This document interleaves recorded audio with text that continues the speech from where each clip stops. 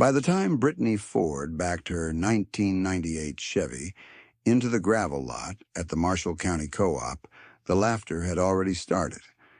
It was the same laugh every Tuesday at 6:15 a.m., before the scale opened and before the diesel smell settled in your jacket. Men in insulated vests leaned on polished pickups that cost more than her house had in 2003.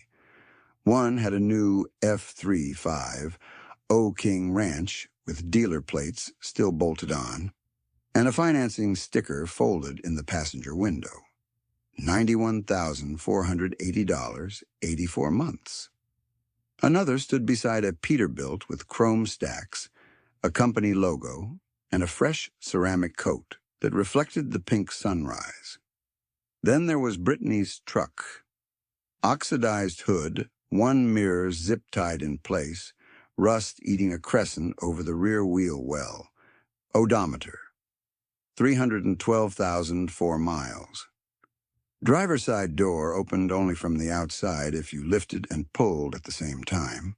She climbed out in patched canvas coveralls she'd stitched with feed sack thread and crossed the lot with a legal pad tucked under her arm. Mud was dried to her boots, in ridges like bark. Nobody noticed her notebook. They noticed the patches. "Well, if it isn't the rail spur rancher," called Dale Kruk, loud enough for the coffee table to hear. Dale farmed 1,260 acres, wore a watch with a green sapphire bezel, and had just ordered a $612,000 combine with a variable rate note people said kept him up at night and still had him boasting in public. "How's that garden plot doing, Britt? You harvest with tweezers yet?" A few men snorted coffee through their noses. "Must be nice to play agriculture," said another, tapping his insulated mug.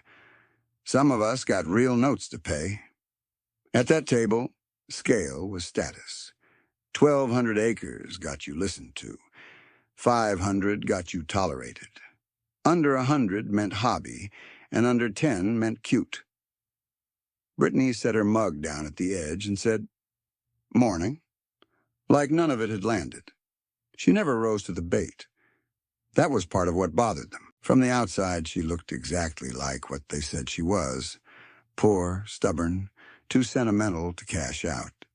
She dried seed garlic in a converted hog shed with box fans she'd pulled from an old school gym. She wore gloves till the leather split. She still bought sandwich bread by markdown date. She still kept baling wire in her coat pocket. What they didn't see was the ledger in her passenger seat and the 24 years behind it. They missed 286 acres bought in cash, one parcel at a time, average purchase price $3,140 an acre. Nor did they see current appraisals that put those acres around $3.37 million. They didn't see the line in her books where liens would be, because there were none. All they saw was 9.8 acres behind an old rail spur and a woman whose truck looked one pothole from the scrapyard. By 7 o'clock, she was back on County E41, heading toward Liscombe. The strip parcels sat where everyone said land value should have gone to storage units 10 years ago. Rectangular, wind-exposed, and too visible for mistakes. She liked it for exactly that reason. If discipline worked there, it worked anywhere. She parked by the hog shed and stepped inside. Garlic hung in braided loops from rafters darkened by decades of ammonia and weather. She checked temperature first, then humidity, then airflow, writing each number in square block print. 68.4 degrees, 58%. Fan 3 pulling weaker than yesterday. She knelt, loosened the belt on the pulley, and tightened it one notch. Most people in town thought her habits came from being naturally frugal, as if she'd been born with thrift in her blood. The truth was uglier and more specific. When Brittany was 19, she watched her father sit at their kitchen table under a yellow fly strip and sign the paper that ended their first farm lease. Corn prices had dipped. Interest had not. The bank officer used phrases like portfolio adjustment and risk profile. Her father just stared at his cap in both hands. The operating note had seemed manageable when they took it. Then rates climbed, one wet spring erased yield, and compound interest did what compound interest always does when cash flow flinches. It ate the future first. Her father stopped sleeping. Her mother started clipping coupons for dented cans. By Brittany's sophomore year at Marshalltown Community College, they sold machinery at auction. She still remembered the auctioneer's chant bouncing off the machine shed, the way neighbors refused eye contact while bidding on the tools her father had greased every Sunday.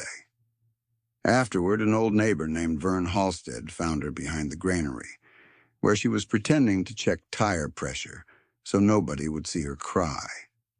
Vern had farmed through rates that touched the high teens in the 1980s. He didn't hug. He didn't do speeches. He just handed her a folded invoice and tapped it with one finger. "Read that line," he said. She looked down. "Interest due, $14,612. Principal paid, $2,300. Money has a personality," Vern said. "Borrowed money is impatient. It shouts. Owned money is quiet. It waits. Decide which voice you want in your house." At 23, with no inherited acres and a part-time job doing the livestock records for a vet clinic, Brittany wrote one sentence on an index card and taped it above her sink. Never pay compounding interest to impress people. She didn't mean never borrow under any circumstance. She meant never borrow for image, never for speed when patience would work, never because everyone else was doing it. Her first land purchase was 17 acres of awkward triangle ground on the edge of a drainage ditch nobody wanted. Price? $53,900. She had $41,000 saved from clinic work, custom baling, and 2 years of not replacing anything she could weld.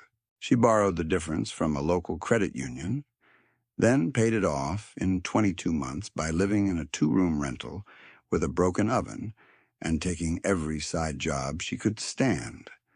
The day she got the lien release, she bought herself one thing, a used cast-iron skillet for $12 at a church rummage sale. She kept going. In 2007, she bought 31 acres from a widow whose sons lived in Cedar Rapids and wanted out. $2,860 per acre. Cash. In 2010, 12 acres at a tax auction. $2,100 per acre after legal fees. In 2013, 48 acres of rough ground with tile issues. Everyone called it a money pit. She called it discounted potential. $3,000 per acre, then 3 years of drainage fixes, paid from custom work income. In 2016, 64 acres from an estate sale, no bidding war because access roads were bad, $3,450 per acre. In 2019, 87 acres split across 2 parcels from a retiring couple, $3,980 per acre because commodity prices were up, but she could close in 10 days with cashier's checks. By 47, she had assembled 286 acres in fragments most operators ignored because they were inconvenient. She rented much of it to 2 younger farmers on fair, fixed cash leases with soil health clauses they actually followed. Rent came in steady. Her own operation stayed intentionally small, manageable, without debt-fueled machinery.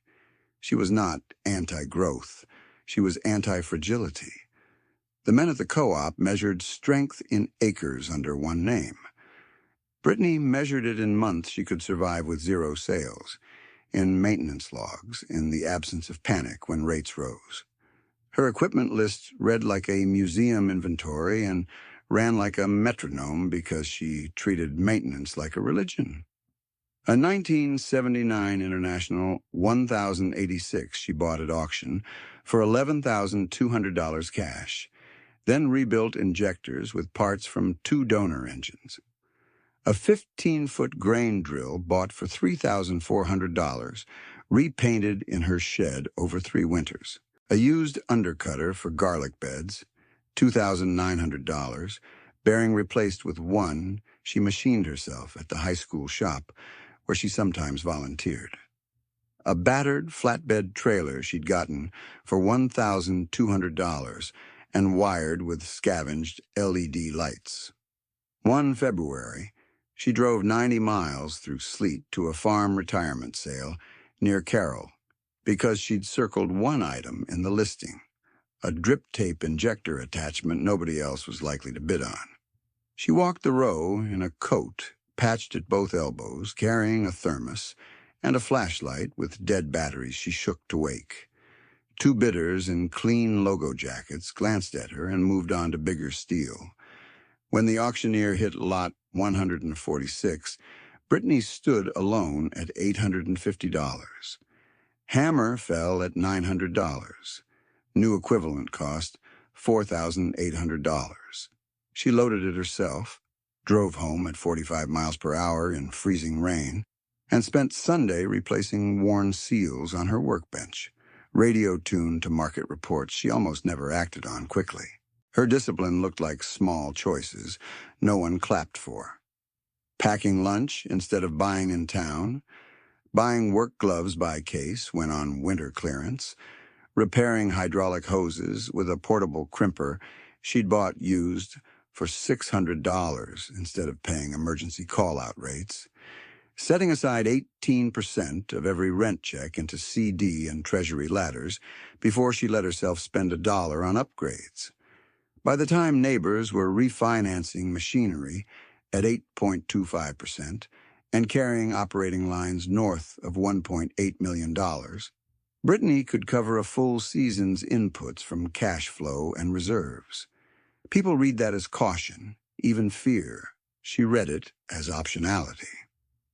The spring the story began in earnest, she planted certified seed garlic on the 9.8-acre rail spur strip in raised beds, 4-year rotation, compost incorporated at calibrated rates, drip lines pressure-tested twice.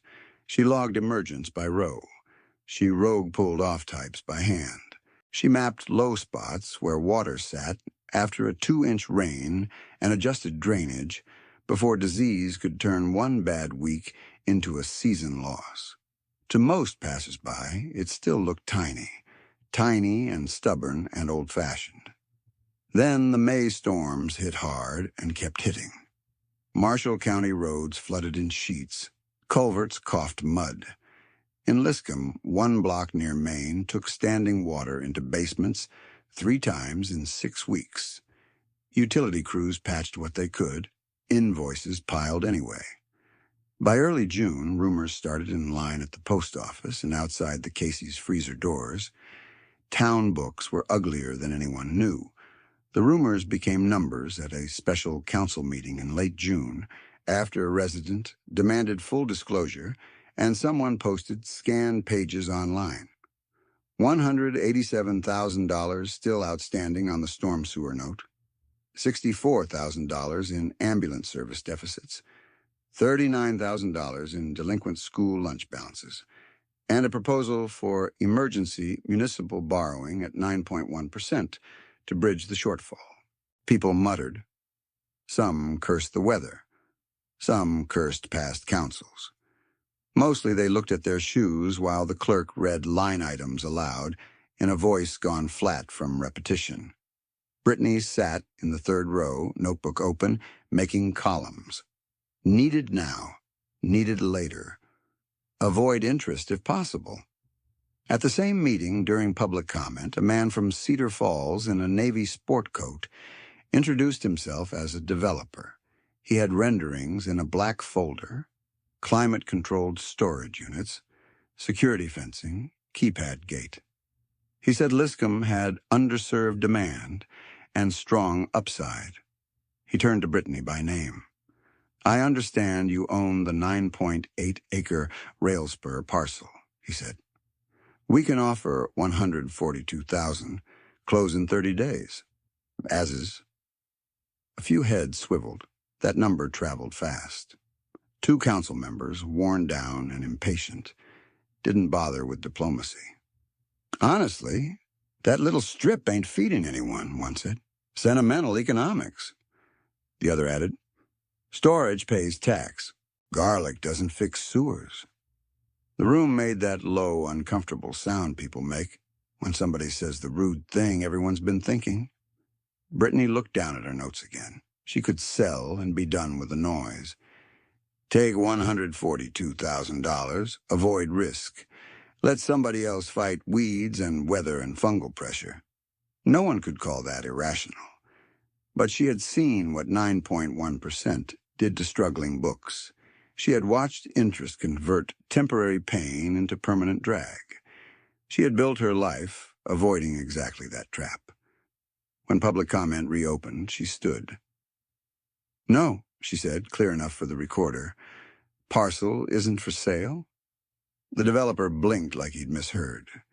Instead of sitting, she took one more breath and added, I signed a crop contract this morning. Certified seed garlic.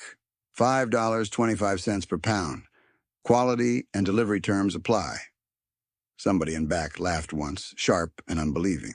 Brittany capped her pen, slid the notebook shut, and sat down while the room hummed around her. She didn't look left or right. She knew what everyone was calculating. Hand labor costs, curing risk, one wet summer from rot. She was calculating too. One season, tiny plot, strict standards, no excuses. The council chamber emptied in clumps, boots on tile, folding chairs scraping, low voices trying to sound certain. Out in the lot, rain started again, a fine mist at first. Then harder, ticking on windshields.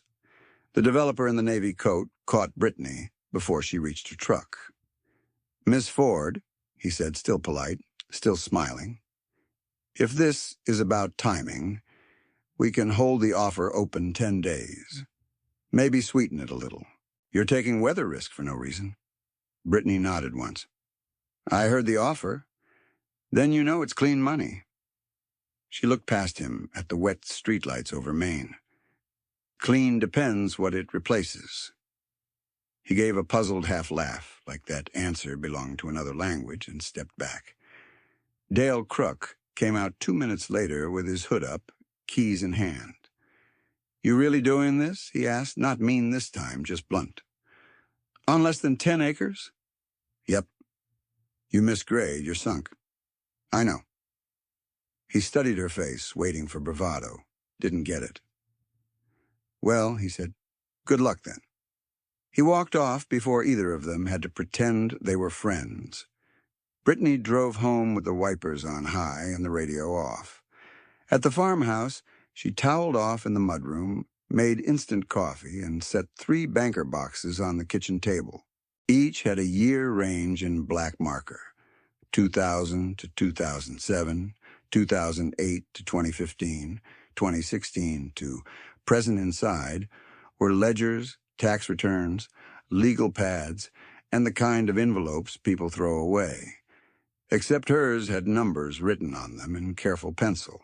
Seed, rent, repairs, taxes, reserve. She opened the oldest book. If somebody had asked what her strategy was, she would have called it plain arithmetic and patience. But in ink, year after year, it looked almost stubborn enough to qualify as art. At 23, she had logged gross income of $27,480 from clinic records, custom bailing, and weekend livestock checks. She spent $16,900 living lean and saved $10,580. Not glamorous, just repeatable. The next year, gross $31,200, saved $13,400. Next, gross $34,050, saved $15,100. By 26, her land fund crossed $40,000, and she bought the awkward 17-acre triangle parcel for $53,900. She put $41,000 down and financed the rest for less than 2 years. In the margin, she had written, interest paid total, $1,146. Never again unless unavoidable. At 27, she ran 3 jobs and paid the note down to $8,200. At 28, note gone. Net worth wasn't big yet, about $96,000 counting land equity and cash, but it was real and liquid enough to move. At 29 and 30, she didn't buy machinery. She repaired what she had, stacked cash, and started her first CD ladder, $5,000, then $8,000, then $12,000, split across maturities so she'd always have something unlocking. By 31, she bought that 31-acre widow's parcel in cash, a little under $89,000 with closing costs. Her checking account dropped hard, but no bank owned 1 inch of it. At 32, she was back to reserves around $24,000. At 33, reserves $39,000 and CDs $21,000. At 34, the tax auction year, she bought 12 acres for about $25,200 all in, and still ended with $18,700 cash after expenses. She noted every penny of tile repair labor herself because she didn't trust memory. 35 through 38 were not dramatic. That was the point. Rent income increased. Side work decreased. Her operating costs stayed flat because she refused lifestyle creep. She kept annual personal spending near $24,000 to $27,000, even when rent checks grew. At 39, she opened her first Treasury bill position through Treasury Direct. $10,000, 26 week. At maturity, she rolled it and added another $4,000. Emergency liquidity that pays me, she wrote. At 40, she bought the 48 rough acres for about $144,000, then spent 3 years fixing drainage at roughly $18,600 total, paid in installments from rent receipts instead of borrowing. Those acres looked ugly from the road. By year 3, they rented clean. At 42, she started a stricter rule.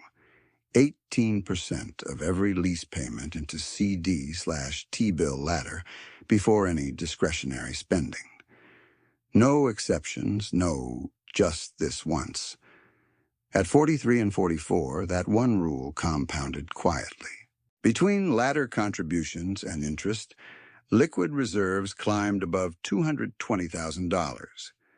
At 45, estate sale year, 64 acres at $3,450 per acre, around $220,800 plus fees. She wrote 2 cashier's checks and walked out with a thin folder and zero celebration. At 46, she deliberately slowed equipment spending to under $6,000 total. Belts, bearings, hose stock, 1 rebuilt pump, no shiny upgrades.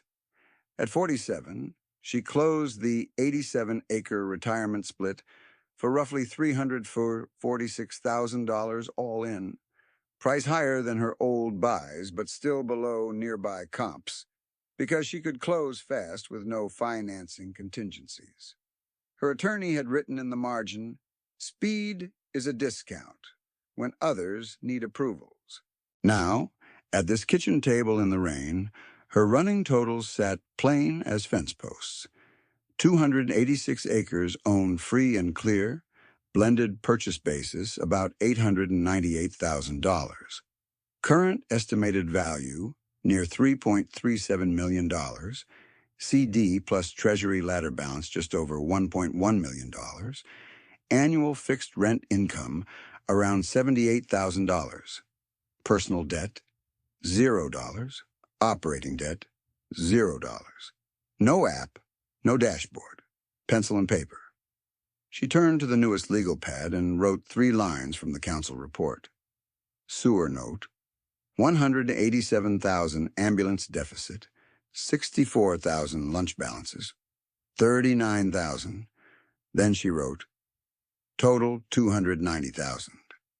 She stared at that number a long time, not because she couldn't cover it, because she understood exactly what it took to build money that could be used without breaking the base underneath it. The next week, the co-op coffee table got louder. Nobody had forgotten the council meeting. In small towns, a sentence can live for months. Parcel isn't for sale became shorthand for everything people admired, resented, or didn't understand about Brittany. But most of the men ribbing her weren't fools. They were operators running a model that had worked for years. Scale up, lock land, maximize throughput, finance equipment while rates are favorable, roll gains forward. In the low-rate era, that math had looked nearly unbeatable. Dale Kruk had expanded from 740 to 1,260 acres in 7 years by leasing aggressively and buying 2 parcels on terms. He wasn't reckless, he was efficient. Autosteer, variable rate application, stacked logistics, disciplined marketing windows. His yields were strong. His cost per acre, when diesel was cheap and interest low, beat plenty of old-timers. Then rates moved. His operating line repriced from the low 4s to north of 8. The new combine note floated with it. Fertilizer had already surged 2 years prior. Fuel never fully came back down.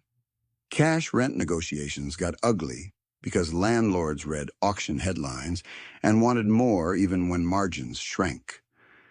One bad weather pocket didn't sink him, but it narrowed every margin he'd used to absorb shocks. At coffee, he still joked. At night, he was doing what everyone else was doing, stretching payables, timing grain sales to statement dates, praying basis and weather wouldn't line up against him at the same time. There was Matt Jensen, too, younger than Dale, sharp with software, expanded fast after 2020 when landowners favored tenants who could prepay inputs. He ran almost 900 acres with leased iron and a polished brand image that attracted partnerships. He also carried annual obligations that function like a treadmill, keep moving or fall. In good years, Matt looked like the future. In tight years, his fixed costs looked like concrete. Nobody in Liscombe had been stupid. They had been rational inside one set of assumptions: cheap money, manageable volatility, stable policy incentives, and enough yield to wash out mistakes. Brittany had simply optimized for a different assumption, that sooner or later stress always returns. It showed up in little scenes. At the parts counter one morning, Dale asked for 6 hydraulic couplers and winced when he heard the new price. "Everything's up," he muttered. Brittany slid over a coupon from a bulk order list she'd printed in winter. "Supplier in Boone had these discounted in January," she said. "Might still honor it." He looked at the paper, then at her. "You plan 6 months out for couplers? I plan 12 for everything I can." He laughed once, tired. "I plan 12. Then weather planned something else." Neither was wrong. One just carried less mandatory cost when weather went feral. By early July, weather went feral. First came 23 days with almost no meaningful rain across parts of central Iowa. Enough heat to stress shallow-rooted fields and crack lighter soils. Then, just as irrigation schedules got tight and crop stress signs showed, the pattern flipped. 2 heavy systems in 10 days dumped water faster than fields could move it. Low areas ponded. Humidity sat in the high 80s. Night temperatures stayed warm. It was perfect disease weather. Garlic growers watched for lesions like hawks: white rot, fusarium basal, plate rot, bacterial issues from prolonged leaf wetness, Every morning felt like an inspection exam you could fail by noon. Three larger growers with more acres than Brittany reported serious stand loss by mid-month. Spencer Laird near State Center had pushed into specialty garlic on 42 acres after corn margins tightened. He financed specialized handling equipment and labor trailers on top of a substantial operating note, counting on volume to make it pencil. Prolonged saturation hit his heaviest ground first. Disease followed. By the time he dissed under the worst blocks, his crop consultant estimated over 55% loss in marketable bulbs. He still owed seasonal labor contracts and input invoices built for a full harvest. Harlan DeWitt, outside Melbourne, had expanded garlic acreage from 18 to 36 in 1 year, mostly rented ground betting on contract demand. He was competent, not careless, but rotation intervals got squeezed during expansion, and wet conditions punished him. His buyer downgraded a large share to lower grades. Revenue projections dropped by 6 figures in 2 weeks, while interest kept running daily on his line. Then there was R&S Produce Group out by Clemens, a partnership that carried significant leverage from recent pack shed upgrades. They weren't local villains, just an operation built on throughput.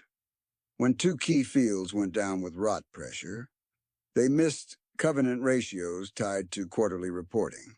Their lender didn't foreclose, but forced restructuring terms.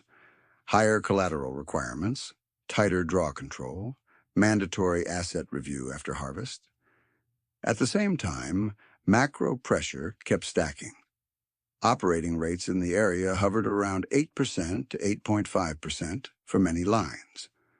A state-level adjustment to nutrient management compliance tightened timelines for documentation on some cost-share programs, delaying reimbursements growers had counted as near-term cash offsets. Crop insurance changes and specialty crop coverage limitations left garlic producers with thinner safety nets than row crop neighbors. Input suppliers shortened payment windows on certain fungicide and packaging products after a spring of late accounts. In plain language, less room for error, more expensive error. At a diner counter in Marshalltown, Brittany heard 2 accountants talking before dawn. One said, "This year's not killing people all at once, it's killing liquidity." That line stayed with her. Liquidity was why she could sleep. She still had risk. Weather could wreck quality, labor could fail, timing could miss premium windows, but she didn't wake up owing interest before sunrise. No lender could force a sale date. No covenant could demand she liquidate at the worst possible moment. If she needed extra crew for cleaning and curing, she could pay market wage without asking permission. Mid-July, her own field sat under a gray sky while wind pushed damp air across the rail spur. She walked rows with a hand lens clipped to her pocket, checking necks, wrappers, root plates. She flagged suspect plants with orange tape and removed them before lunch. Drip lines let her avoid overhead moisture. 4-year rotation had reduced inoculum load compared with fields that had tightened cycles. Compost rates had built structure that helped infiltration when heavy rain hit. Not immunity, just better odds. At noon one Thursday, Dale pulled up along her fence in his side-by-side and killed the engine. "How bad is it out there?" he asked. "Depends where," Brittany said. He looked over her beds, then back toward the road. "Spencer's tearing out another block." "I heard." Dale rubbed his jaw. "Bank called me Tuesday. Wants updated cash flow by month. Not quarter. Month." He huffed a dry laugh. 20 years farming, and now I'm doing homework for people in Des Moines." Brittany handed him a bottle of water from her cooler. "You'll get through." "Maybe." He took a drink. "You still think that little parcel can do what you said?" She didn't answer right away. A freight train horn sounded far off, thin in the humidity. I think numbers don't care who laughed, she said. He nodded like he wanted to argue and didn't have energy left for it. Before he left, he said, "If you need labor at harvest, my nephew's available weekends. Good kid, works hard. I might call." When he drove off, Brittany wrote one line in her pad. "Secure labor now, not later. Pay fair, pay on time." By the end of July, phone traffic among garlic buyers changed tone. It wasn't panic yet, but it was close. More check-ins, more questions about stand counts, more urgency about quality control and delivery windows. One Friday afternoon, while Brittany was replacing a frayed belt on fan 3 in the old hog shed, her contract contact called and asked for updated projected volume by acre, cleaned and cured, not field weight. She gave a conservative estimate. There was a pause on the line, papers shuffling on the other end. "Keep me posted weekly," the buyer said. "Supply pictures tightening faster than we expected." After she hung up, she stood in the shed doorway, watching rain move across the far end of the parcel in silver sheets. Tiny plot, big obligations, no excuses. And now maybe no extra room left for anybody. The next call came 48 hours later at 5:42 a.m., while Brittany was laying out harvest crates in the shed. She answered on speaker, hands busy with a marker. The buyer didn't waste time. "We lost more regional volume overnight. I need to amend your contract if you can certify cleanliness and hit delivery timing." "New number?" she asked. "6.10 a pound for grade A." Brittany stopped writing. Rain tapped the tin roof in uneven bursts. "Say it again. $6.10, grade A only. Same penalties for contamination and late delivery." She looked out at the 9.8 acres, rows still dark from dawn moisture, and did the math where she stood on the back of a feed invoice. 9.8 acres times 9,400 pounds equals 92,120 pounds projected. 92,120 times $6.10 equals $561,932 gross. She turned the invoice over and wrote cost categories in stacked lines: seed, labor, cure fuel, crate cleaning, transport, grading loss, contingency. Projected total cost, $198,400. She underlined the margin twice. $363,532 before taxes. For the first time since the council meeting, the town's shortfall stopped looking like an abstract civic problem and started looking like a line item that could be erased. "I can meet standards," she said into the phone. "I won't promise what weather won't allow, but I can meet standards. Then I'll send amendment by email in 15. When the call ended, she tore the invoice strip off, folded it into her notebook, and wrote one sentence beneath it. "If this works, pay debt, not speeches." By the end of that week, harvest labor was the bottleneck. Brittany posted no social media ad, no glossy listing. She called people she trusted: Dale's nephew, a laid-off welder, 2 high school graduates saving for DMACC, and Rosa Alvarez, who had run cleaning lines at a produce packer in Nevada before it downsized. She paid above what local field crews were offering: $21 per hour base, $24 for weekend blocks, hot meal at midday, pay every Friday by check, no delays. "Too high," Dale told her when he heard. "Late labor is more expensive than fair labor," Brittany said. He couldn't argue with that. They ran 12-hour days when weather allowed, lifting, field curing, trimming roots, sorting by size and wrapper integrity, rejecting anything soft-necked or stained. Brittany checked each pallet with a headlamp at night, making notes in block print. Row 14, B-lot downgraded. Crate 22 reclean. Fan rotation adjusted. Rosa caught 2 contamination risks before they spread: mud transfer at one wash station and a cracked bin bottom catching water. "You missed this. You lose grade A," Rosa said. "I know," Brittany answered, and gave her full authority to stop the line any time. By the time first loads moved, everyone on crew knew this wasn't a hobby parcel. It was a surgical operation with weather for an enemy. The reveal didn't happen at the co-op. It happened under fluorescent lights at First Mid-Iowa Bank in Marshalltown, in an office that smelled like printer toner and old carpet glue. Brittany sat across from branch manager Elaine Rourke, who had known her by sight for years and assumed, like most people, that small operation meant small balance sheet. "I need 3 cashiers' checks prepared," Brittany said, sliding over a folded paper. "187,000, 164,000, 139,000, payable to Town of Liscum, designated funds. I also need a 4th draft pledge letter, prepared with my attorney." Elaine read the amounts, looked up, then back down. "That's $290,000 today." "Yes." "From harvest proceeds?" "From cash account and ladder maturities. Harvest settled this week." Bank policy required source verification at that size. Elaine turned apologetic. "I'll need current financial statement documentation. You know the drill." Brittany nodded and handed her a manila folder already tabbed.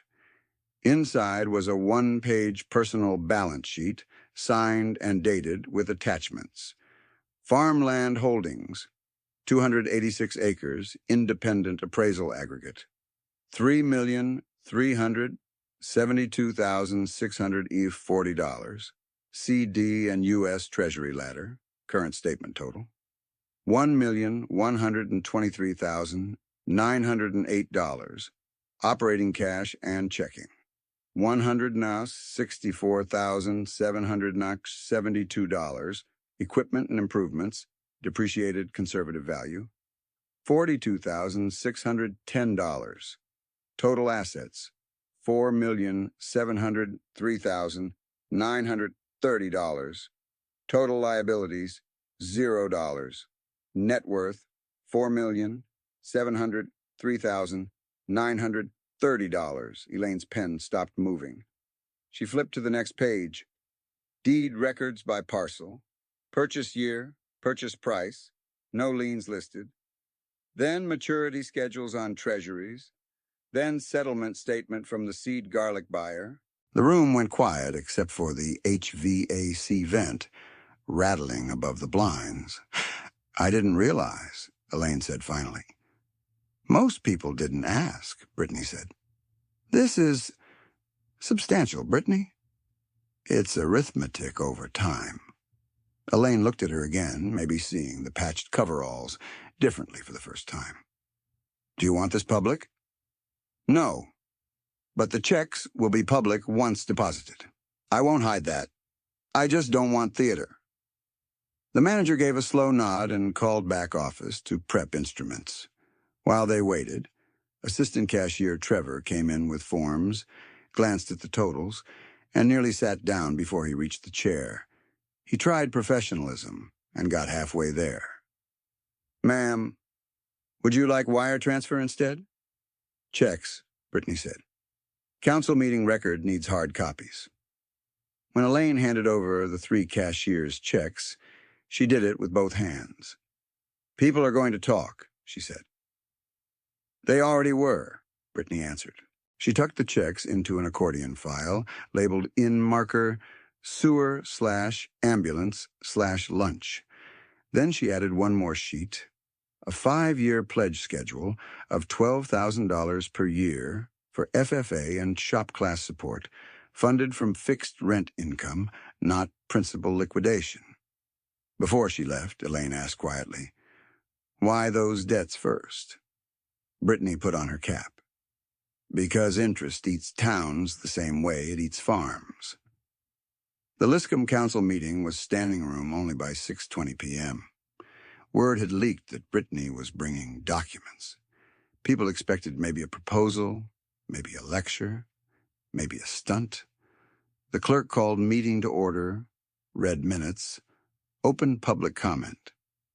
Brittany stood in the same spot she had stood when she rejected the developer. No speech notes, no camera setup, just the accordion file. "I'm here to pay 3 obligations in full," she said. "If the council will accept funds restricted to listed debts." You could hear somebody shift in a folding chair. Town Attorney Miles Hendrickson stepped forward. "Please state line items for the record." Brittany opened the file and read each one clearly. Cashier's check number 771904, amount $187,000, payable to Town of Liscum, restricted to storm sewer note retirement. She handed it to the clerk. Cashier's check number 771905, amount $64,000, payable to Town of Liscum, restricted to ambulance service stabilization account. Second check changed hands.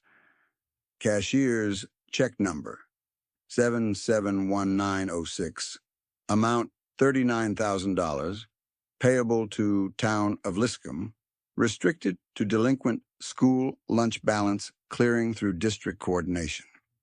Third check, total $290,000. No applause? Not yet.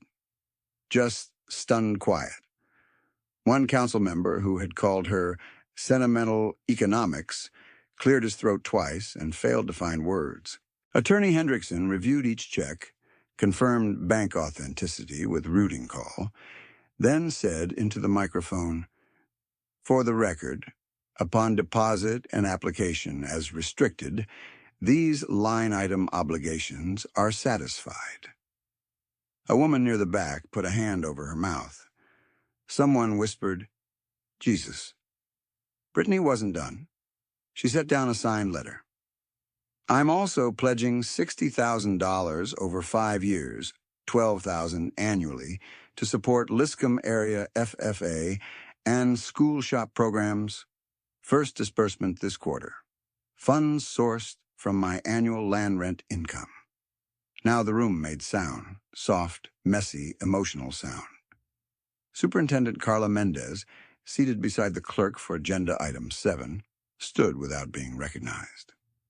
"That would reopen 2 sections we cut and restore materials budget," she said, voice breaking.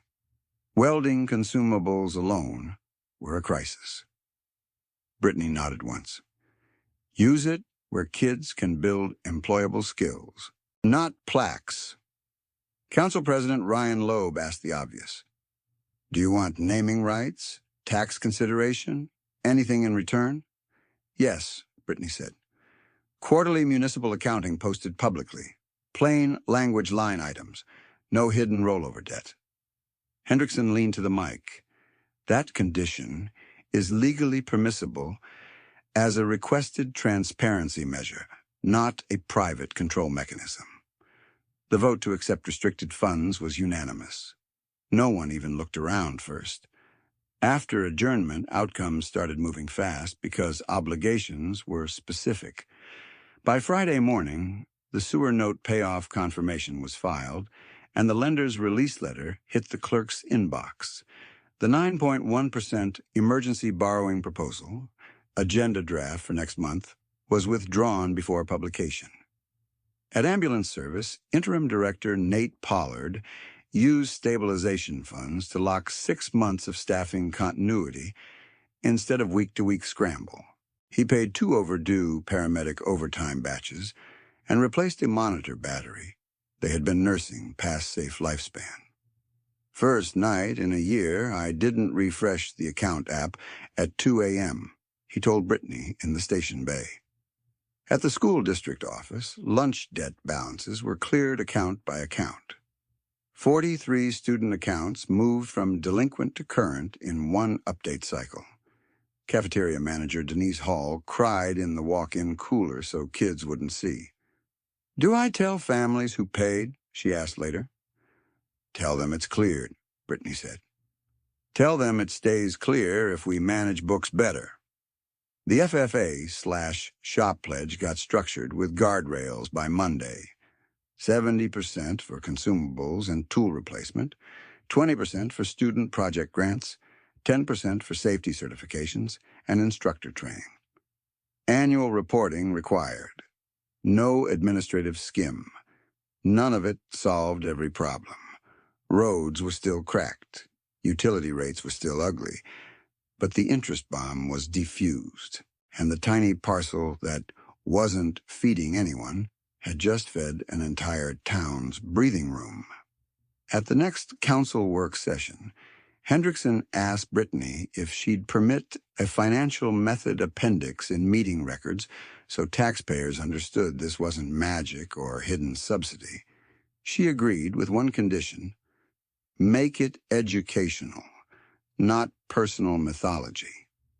So they built a plain report with county extension review, independent CPA notes, and town figures. It showed exactly how the season penciled. Contracted acreage, 9.8. Realized cleaned yield, 91,430 pounds, slightly below projection. Grade A acceptance, 89,740 pounds. Contract price after amendment, $6.10 per pound. Gross contract revenue, $547,414. Other grade sales/salvage lots, $18,960. Total gross revenue, $566,374. Document direct and allocated costs. Seed stock and bed prep, $61,200. Labor, field plus grading plus curing, $89,540. Cleaning, packaging, and transport, $21,330. Utilities, repairs, and curing infrastructure, $14,780. Compliance/testing/miscellaneous contingency, $11,020. Total cost, $197,870. Season operating margin before tax, $368,504. From that margin, the report tracked outflows. Immediate municipal restricted payments, $290,000. Crew completion bonuses, retention, $11,400. Tax reserve set aside, $41,000. Remaining operating retention, $26,104. No debt draw. No emergency refinance.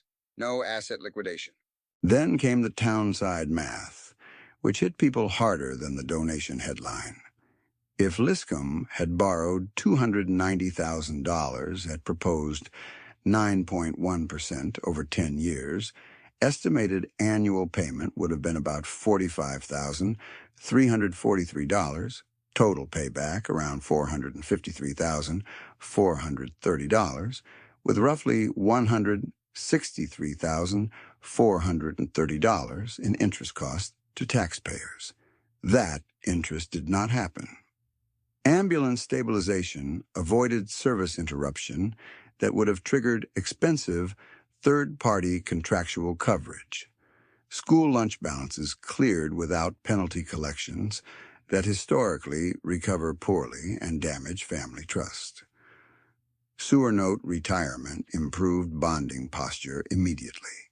The appendix also included Brittany's long arc method in simple timeline form, not inspiration poster language. 24 years of parcel acquisition in cash at average $3,140 per acre. Purchase basis near $800 now, $98,000. Current land value approximately $3.37 million. Annual lease income about $78,000. Mandatory savings rule, 18% of rent into laddered CDs/T-bills, personal plus operating debt maintained at $0. The key line written by the CPA was blunt. Ms. Ford's charitable liquidity was not windfall dependent. It was structurally pre-built by low leverage, disciplined reserves, and asset appreciation over time. In diner talk, that became, She could help because she wasn't paying banks to look rich. Councilmember Tom Breeze, the one who had said sentimental economics, asked for the mic at the end. "I was wrong," he said, staring at his own notes. "Publicly wrong. I mistook small acreage for small capacity." Brittany, seated against the wall, just tipped her chin once. Outside, after the session, Dale caught up with her on the sidewalk under the courthouse light. "My nephew says you paid every Friday exactly when promised," he said. "I said I would." He shoved his hands in his jacket pockets. "I used to think debt-free meant you were scared to play. Might be I had that backward." Brittany looked toward Maine, where hardware store lights were shutting off one by one. "Debt isn't sin," she said. "It's a tool. But tools own you if you grab the wrong one for the job." Dale laughed quietly. "You ever run for council? Half this town's in trouble." "Not interested." He nodded. "Figures." They stood there a moment in the cooling air, no crowd, no microphones, just two farmers listening to a freight train move somewhere past the rail spur. For once, nobody mentioned acreage. The first quarterly accounting went up on a Thursday at 4:03 p.m., taped to a corkboard outside Liscombe City Hall, and mirrored online as a plain PDF, exactly like Brittany had requested. No glossy graphics, no spin. Q1 municipal obligation. Status: storm sewer note. Paid in full ambulance stabilization fund. $64,000 received $23,440 allocated $40,560 reserved school lunch delinquency transfer. $39,000 received $39,000 remitted to district emergency borrowing proposal, 9.1%. Withdrawn. Miles Hendrickson stood with a stapler in one hand and a legal pad in the other while two retirees read every line twice. "Plain language," one of them said, tapping the page. "Would have saved us arguments 10 years ago." Inside, Clerk Jana Whitmore printed extra copies because people kept taking them home. 2 nights later, sleet came in sideways and Marshall County roads turned to glass by dusk. At 7:18 p.m., the pager at Liscombe Ambulance Station screamed. Nate Pollard was already pulling on his coat when the second tone came through dispatch. Rollover on Highway 330, 1 adult trapped, 1 adult unresponsive. "Let's move!" he yelled. EMT Kayla Ruiz grabbed airway kit and monitor. Paramedic Drew Lawson hit the bay door controls. The newest monitor battery, bought with stabilization funds 3 days after Brittany's check cleared, clicked into place with a hard plastic snap. At the crash site, wind shoved sleet under collars and into eyes. A pickup lay on its passenger side in the ditch, windshield gone, steam hissing from the hood. Kayla climbed in through the rear opening while Drew stabilized C-spine on the rear passenger. The unresponsive adult in back had weak pulse, shallow respirations, and skin gone gray around the mouth. "Battery good?" Drew shouted over wind. "Full bars," Kayla shot back, clipping leads. Nate heard the monitor tone, steady and alive, and for 1 second imagined the old battery dying mid-assessment, like it had nearly done in October. "Pressure dropping," Kayla said. "We move now." They packaged both patients in 8 minutes and rolled hard toward Marshalltown. At 8:01 p.m., ER staff took over under bright white trauma lights. Near midnight, Nate texted one line to Brittany. Both made it in with rhythm intact. New battery held. She texted back, "Good work. Get sleep." He didn't, not much, but he sat on the station cot staring at the message until his hands stopped shaking. Monday morning in the school cafeteria smelled like cinnamon toast and bleach. Denise Hall stood at the point-of-sale terminal while seventh graders shuffled trays past milk crates. Usually she could read the worry before kids reached her, eyes down, card half hidden, waiting to hear insufficient. That morning, one boy she knew by name, Eli Turner, stepped up with a tray and whispered, "I can put this back if it's too much." Denise swiped his account. The screen flashed green. Balance current. She looked at him, then swiped again because she thought the system had glitched. Green again. "You're good, honey," she said. "Take your breakfast." He blinked. "For real?" "For real." He took 2 steps, stopped, and turned back. "Mom said we owed a lot." "You don't now." At 10:30, Superintendent Carla Mendez came down from the office with printouts. 43 accounts that had sat delinquent were now at 0. Calls from parents started by lunch. One mother, voice tight with embarrassment, said, "I can pay $10 this week, maybe." Carla cut in gently. "You're current. No penalty letters coming." Silence. Then a choked, "Thank you." And the line clicked off before Carla could say anything else. That afternoon, she drove to Brittany's place and found her replacing a cracked light on the flatbed trailer. "You didn't just clear balances," Carla said, standing by the gate. "You gave families room to breathe." Brittany tightened the lens screw. "Then keep it clean going forward. No new pileups." Carla nodded. "We changed policy this morning. Monthly early alert outreach, not end-of-semester surprise notices. We should have done it years ago." "Good." Before Carla left, she handed Brittany a folder. Draft budget for restored shop and FFA lines funded by the first $12,000 pledge installment. Welding rods, sheet steel, oxyacetylene refill, safety shields, 2 replacement vices, student certification fees. Brittany flipped through and smiled at exactly one line, portable hydraulic hose crimper training module. "Put that one near the top," she said. By November, the sewer payoff started showing effects people could actually see. A hard rain hit on a Tuesday at 3:40 p.m., the kind that turned gutters into brown rivers in 10 minutes. 5 years earlier, Main Street's low block would have ponded knee-deep. This time, Public Works had already replaced the worst inlet throat and cleaned the blocked run where roots had choked flow for years. Work they could schedule because debt service pressure had lifted and emergency borrowing never happened.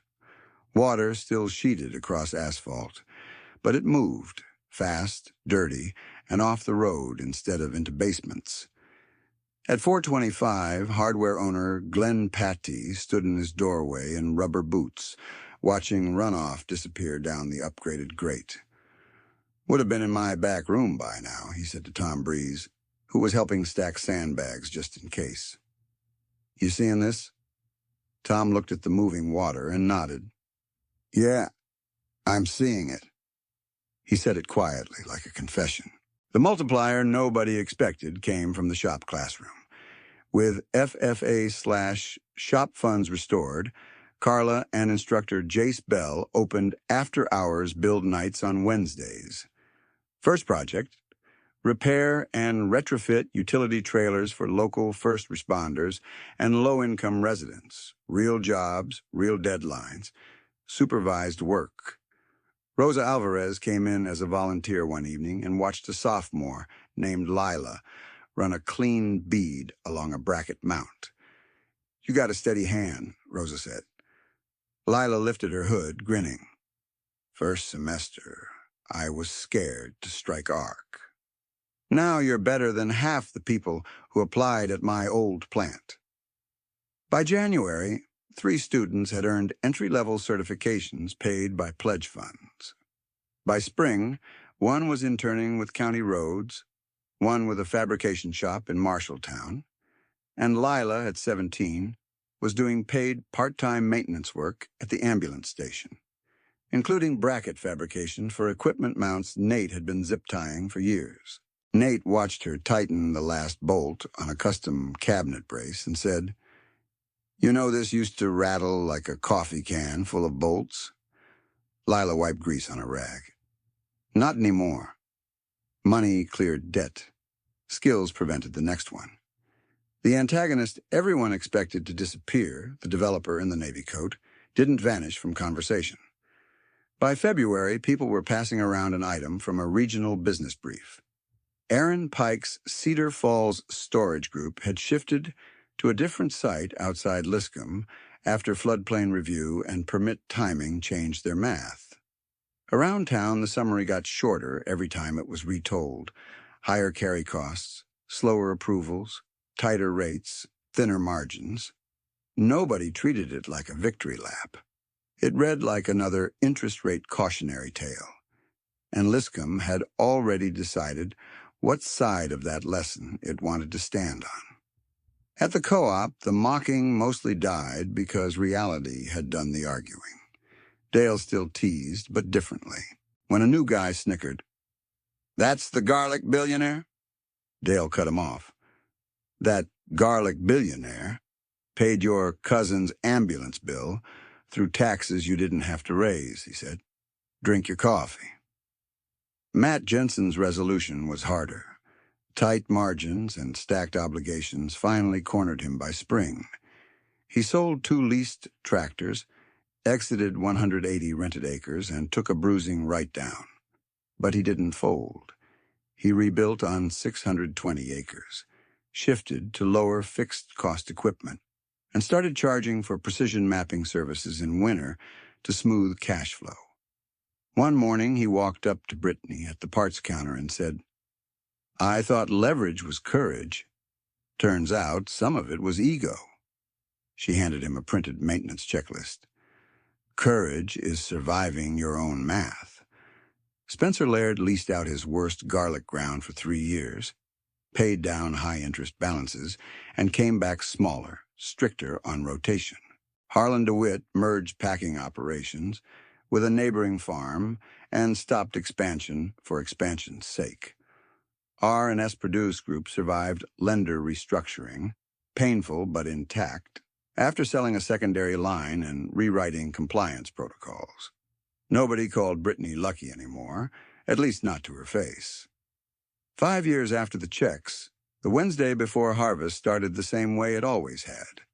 Brittany's old Chevy rattling over washboard gravel at dawn, fan belt squealing once before it settled.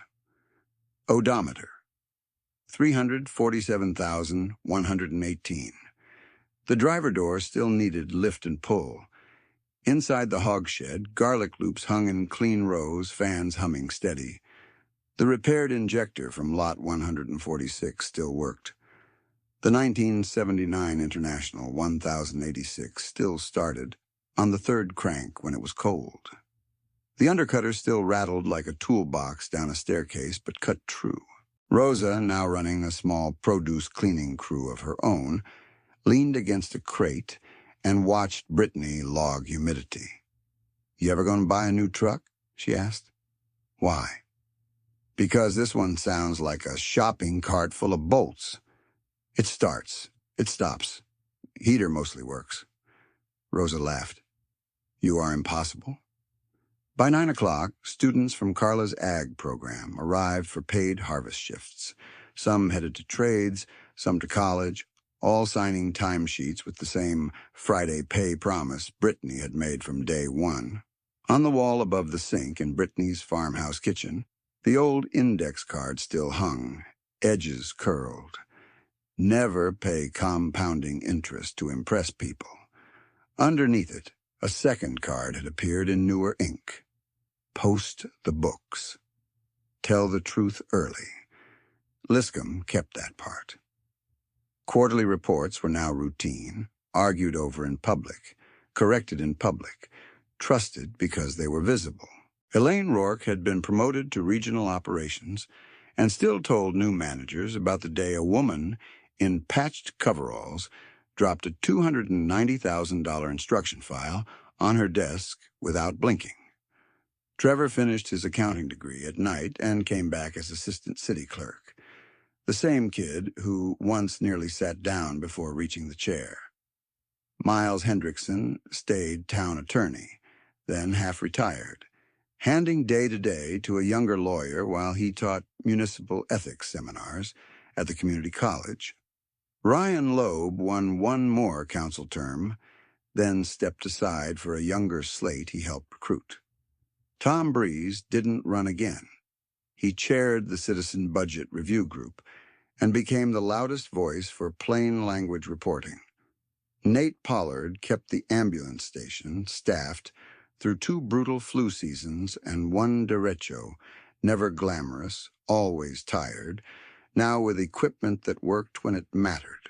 Denise Hall retired without a single new lunch debt crisis under the revised policy. At her send-off, Eli Turner, taller now, voice deeper, handed her a thank-you card in welding gloves because he'd come straight from shop. Carla Mendez moved from superintendent to regional curriculum director, but still came back for FFA showcase night every spring. Lila took a full-time fabrication job and ran evening mentoring in that same shop, teaching freshmen how not to fear the first arc.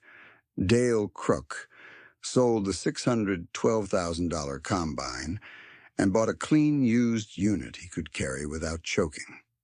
He farmed fewer acres, slept more, and still wore the sapphire watch with a cracked crystal he never fixed. His nephew stayed in agriculture and married a nurse from State Center. They bought a starter acreage with a fixed-rate note and a spreadsheet Dale made them promise to update monthly. Matt Jensen's consulting side eventually out-earned his ego-driven expansion years. He and Brittany never became close, but they became honest with each other, which in farming country is usually enough. And Vern Halstead stayed where he had always been in Brittany's operating language. In the rules she repeated, the ledgers she kept, and the refusal to let compounding interest write her decisions for her. When people asked why she still did things the slow way, she answered with that same plain sentence and went back to work. Late one October evening, after loading the last pallet for shipment, Brittany drove through Liscombe, with mud still drying on her boots. Main Street lights glowed in puddles. The storm drain at the low block pulled water clean. The ambulance bay door was open, and Nate's crew was restocking. Through the school windows, she could see sparks from shop class under welding curtains. Bright flashes, controlled and brief, kids learning to build something that would hold. At City Hall, the latest quarterly sheet was pinned straight, no curling corners. She parked without shutting off the engine and watched for a minute. No banner carried her name. No building bore a plaque, exactly as requested. Her phone buzzed. Message from Dale, a photo of his nephew's first harvested field, with one sentence, "Numbers don't care who laughed." Brittany smiled, set the phone face down, and eased the Chevy back into gear. The truck rattled, caught, and rolled toward the rail spur parcel under a cold, clear sky, where 10 acres of disciplined ground waited for morning, and the fans in the old hog shed turned, steady as a metronome.